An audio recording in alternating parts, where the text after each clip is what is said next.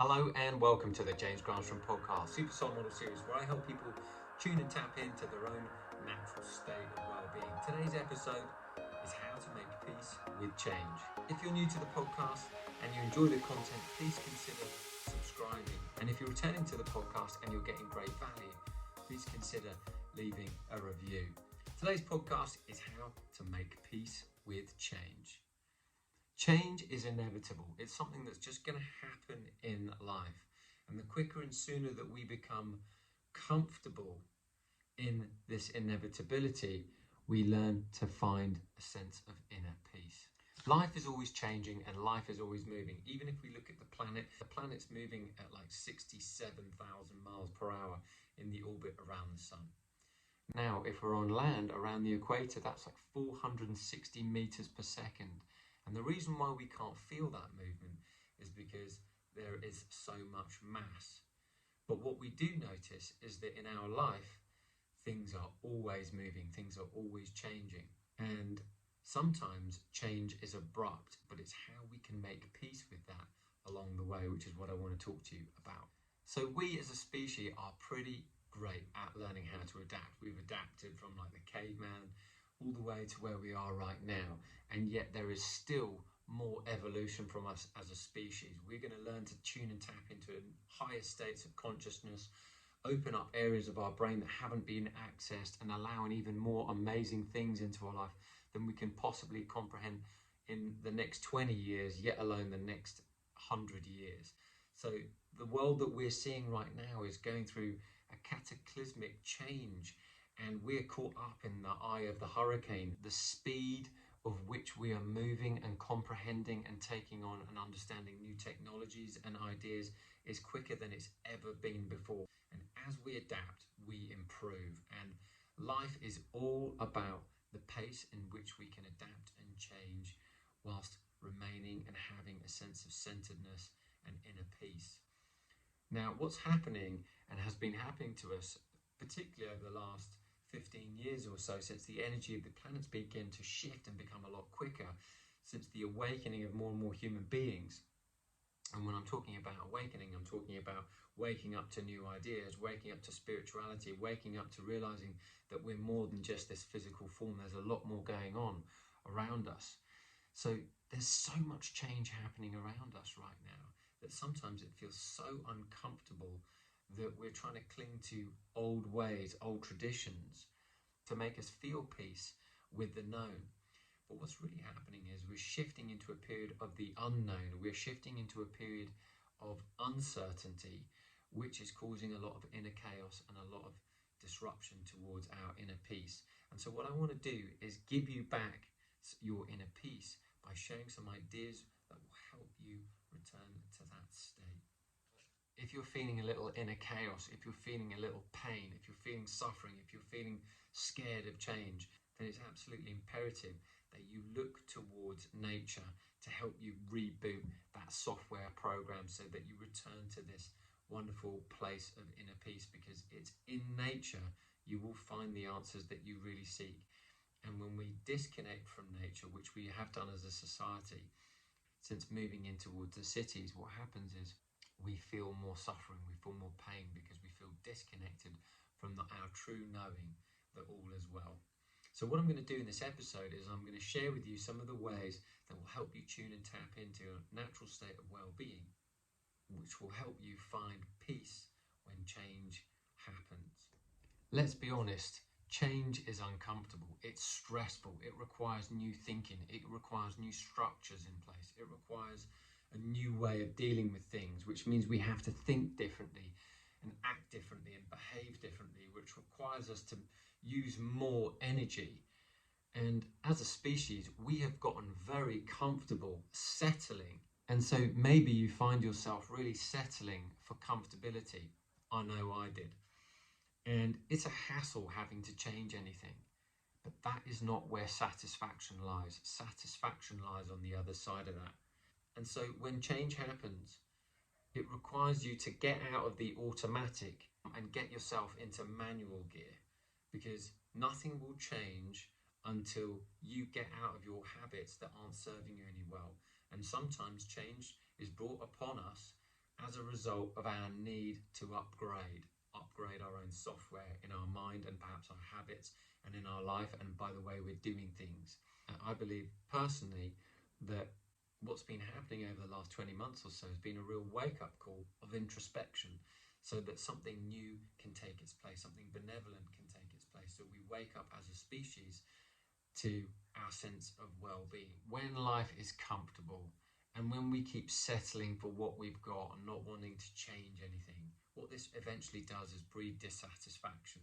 That dissatisfaction can lead to relationship conflicts. That dissatisfaction can lead to personal and inner stress. That stress might lead us into not taking actions to better our career, our health and well-being, and our finances, and maybe even our relationships as well. All of that is causing stress on us at some level. And that stress is often emotional stress before it becomes physical stress. And when you become too comfortable with what is, what's going to happen is stress will occur. I really have such great appreciation for the elderly who learn how to use computers and smartphones and all the applications that go with it. I watch my mum, who finds it very difficult to get her head around some of the apps that are on the phone, but she's learning and she's getting better and she's improving. And that's sometimes what it takes. It takes being very uncomfortable, and what you might take you 5 seconds may take an elderly person 15, 20 minutes to figure out. Now, that's not everyone. That's just what I'm observing with my mum. But sometimes it requires so much mental energy to be able to shift what you become comfortable with before you can start to see massive change. And this might mean that you need to learn how to eat better. It might mean that you have to bring more presence to your relationships than you did before.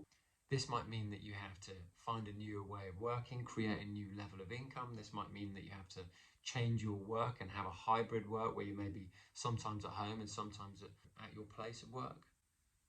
All of these changes that are taking place right now are causing something within you to have to come to the surface.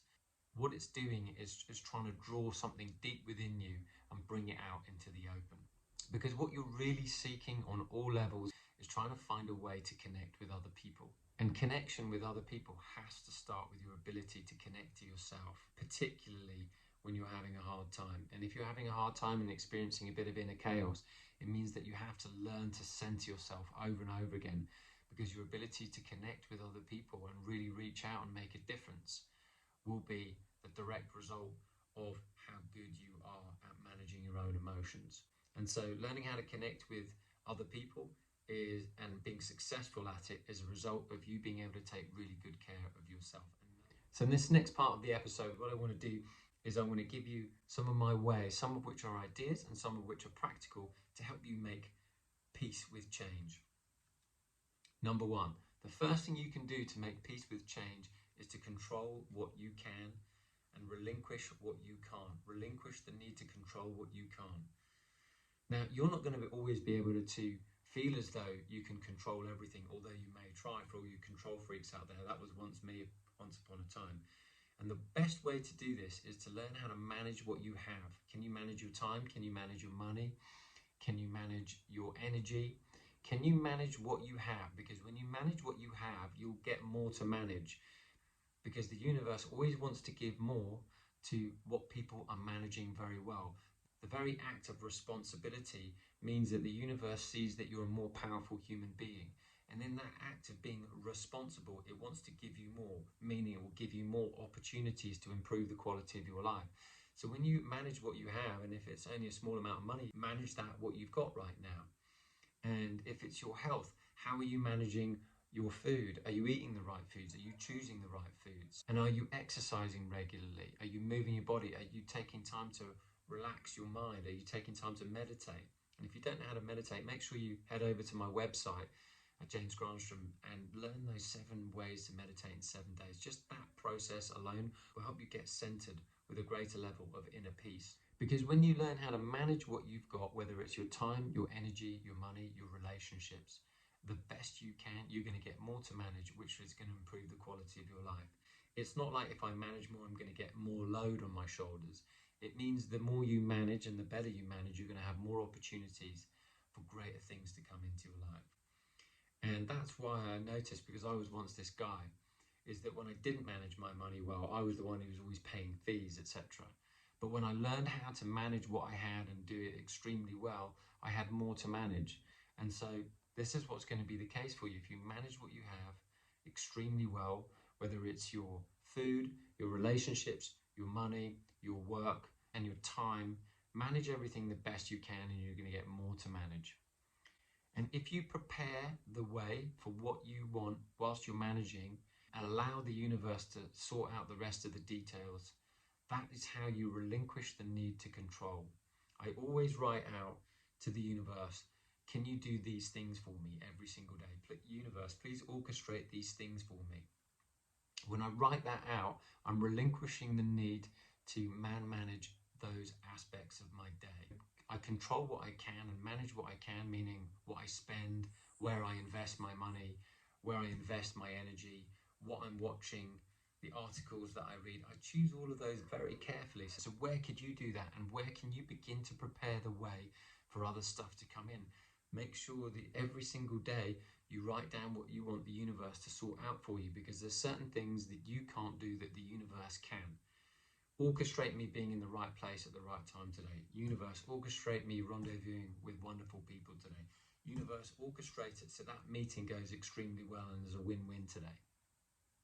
Every time you're asking the universe to orchestrate things for you, what you're doing is you're telling your mind, you're telling the universe what you want so that it can orchestrate it for you. So when you start learning how to intend, you will be tapping into a new level of well-being, which will create peace when change happens.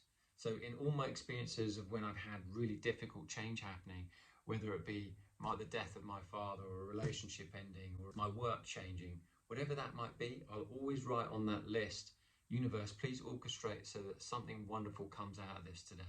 Universe, orchestrate it so that it's a smooth experience for me today. Universe, orchestrate it so that I have the right people help me along my way. This creates a greater sense of peace knowing that you don't have to do it alone. So always feel free to reach out and ask people for help, because that's also a sign of strength. My second way to make peace with change is to remember this insight. Everything is always working out for you, no matter how it seems. Because the universe is set up for you to succeed. It's set up for your growth. It's set up for your journey of life so that you fulfill your soul's mission, which is to experience greater freedom, growth, and joy and well-being.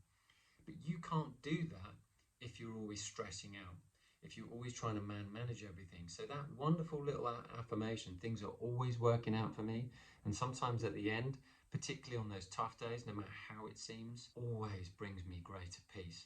So maybe you write that down somewhere or use it mentally over and over again until that becomes something that you say regularly. Make it your mantra.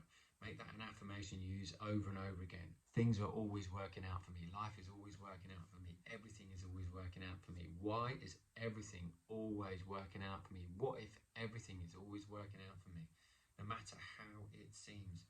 Sometimes my life has been like extreme chaos, and I've noticed I've just used that affirmation and it's brought me back to my center. It's brought me back to peace. It's helped me make sense of some of those difficult, tougher challenges, because life's always going to be challenging from time to time, but it's how you make peace with it along the way. And when change occurs, which it will do, you want to have some of these tools in your backpack to bring out to help you find a greater sense of inner peace. And remember, when you're saying things like this, things are always working out for me, no matter how it seems, what you're also doing is creating this expectation that something better is on its way.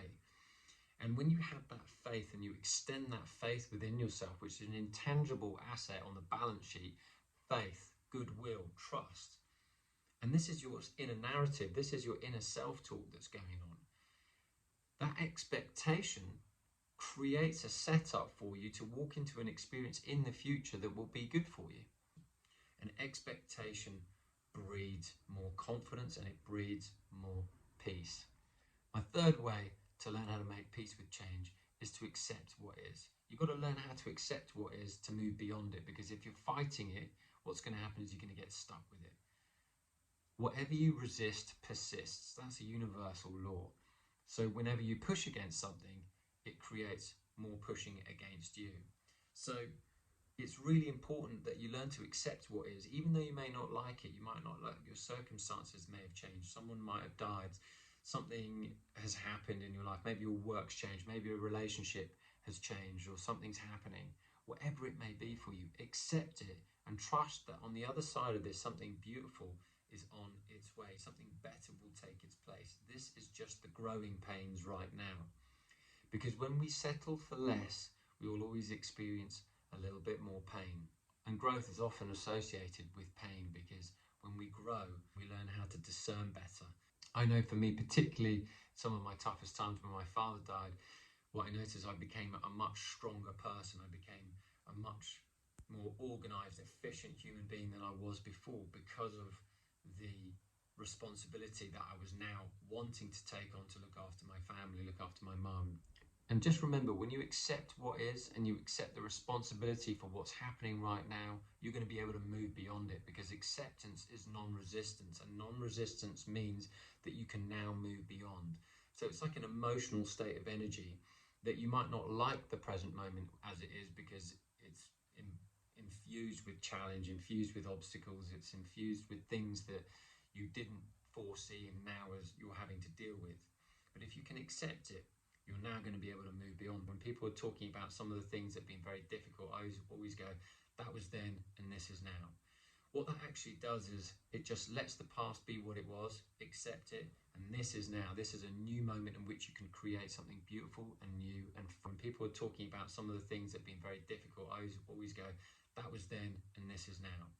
What that actually does is it just lets the past be what it was, accept it, and this is now. This is a new moment in which you can create something beautiful and new and fresh. And that is how you move towards freedom, growth and joy, and tap into your well-being. Also, another way you can learn how to accept what is some fun tools that you can have in place. Is just play that Beatles song, Let It Be. So many times have I played that song when life's been really difficult and challenging in a moment and I've not know how to move beyond it.